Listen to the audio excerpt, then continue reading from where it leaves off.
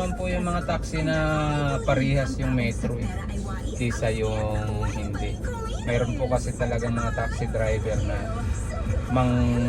ano lang talaga yung yung gagawin nila. Kumbaga ano lang sa pasahero. So kailangan sasakay ko ng na bago na puti. Oh. Hindi yung hindi yung luma. Hindi, conforme din po kasi yan sa taxi. Mayroon din po kasi taxi na kahit bago, yung pala hindi pa pala nakano sa LTO yung metro nila. Mayroon po ganun eh. Kaya po sisiguraduhin nyo po na yung taxi driver, makikita mo naman po sa metro yun eh.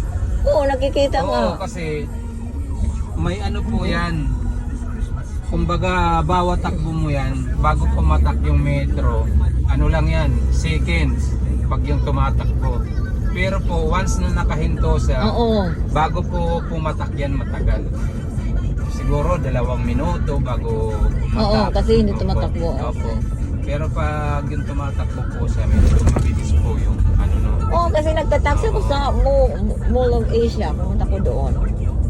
Metro yata, hindi naman masyadong mahal. Ngayon po kasi medyo tumaas yung pamasahe, di ba? Oo. Dati po kasi ang patak ng metro ng taxi is 250 ng 250. Pero po ngayon parang magkano bang patak ngayon? Ng unang patak po yata is 1350, parang ganun. 350. Unang patak? 1350 yung unang patak, parang ganun. Tapos Anong sabi mo? 1,350? hindi, 13 Oo, 13 pesos. 13 pesos. Sa tingin ko mahal. Lagpot na ako ng 130. 1,350 kaagad. Tapos may 250 yata. Bawat kilometro. Oo. No. Hindi po per kilometro yan. Ayun, bawat Ano segundo. lang po yan, seconds lang po yun. Gano'n. Opo. Pero ano bang distansya dito ganun sa Alin po. import? Galing diyan, how many minutes yan? Mula po halimbawa dun sa Eurotel Oh. to airport. It Oh. depends po sa biyahe. Traffic. po. Pero Opo. usually ganito po traffic na Mga busy. 30 minutes. Pag walang traffic, 30 minutes po nandun ka na. Pero pag medyo traffic po, aabutin ka 40 minutes hanggang isang ganun. oras. Ganyan. Pero meron naman pong option. Pag papunta ka po ng Terminal 3, Terminal 2, Terminal 1, pwede po mag-skyway.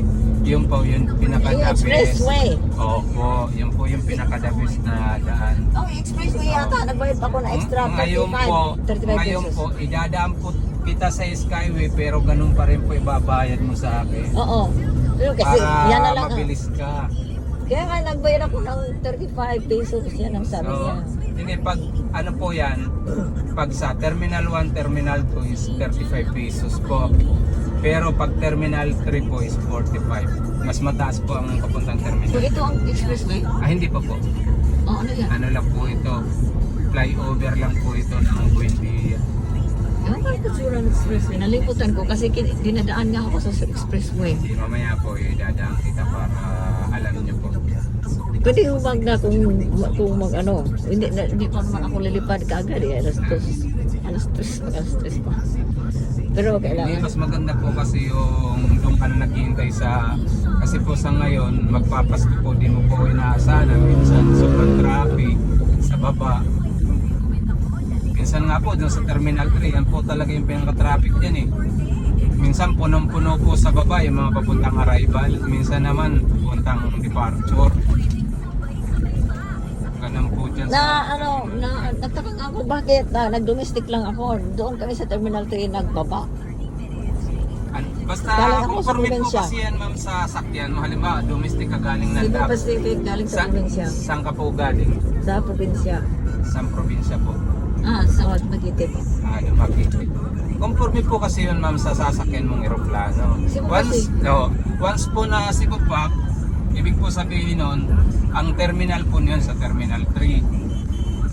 Pag sumakay ka naman po ng Philippine Airlines or AirAsia, Sa Terminal 2 pa po nung dadaan. Ganon. Opo.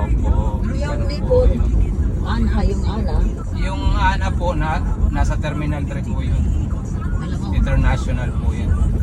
kaya babalik din ako sa binabalikan ko. Mm. Kasi pag Japan ka na eh. Opo.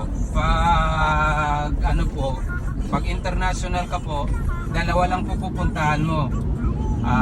Either Terminal 1 or Terminal 3. It depends po sa ticket mo, sa aeroplano mo. Ganun po yun. Yung parang sabi nila na ano ba yung terminal na sabi nila yung mga bagahe matagal pang mapupunta sa iyo.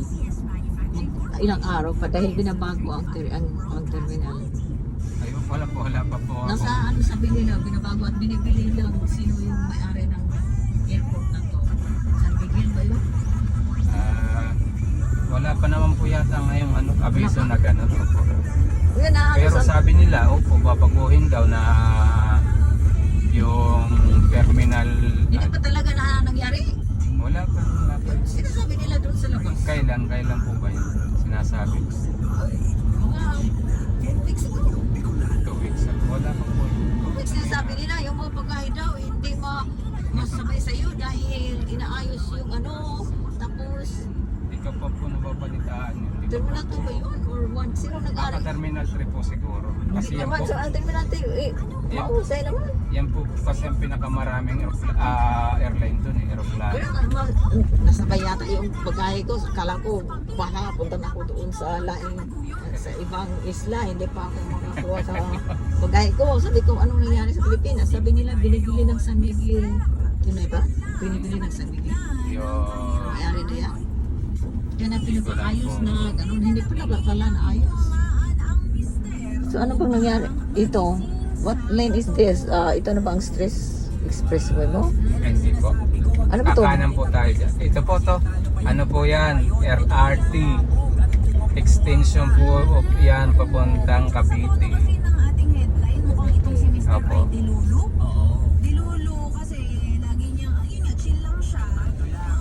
Ito yung hotel, mas mura pa sa Tropicana. Wala, kaya baka walang ano ba yun? Walang Asiana City, ano ba yun? Sa Parañaque? Opo, Parañaque na po ito. Kaya hindi tayo punta Pasay, ano ba yun? Parañaque na ta. Kabila po, hati na po ito. Parañaque at saka Pasay. Ganun. Opo. Ito ko sa Terminal 3.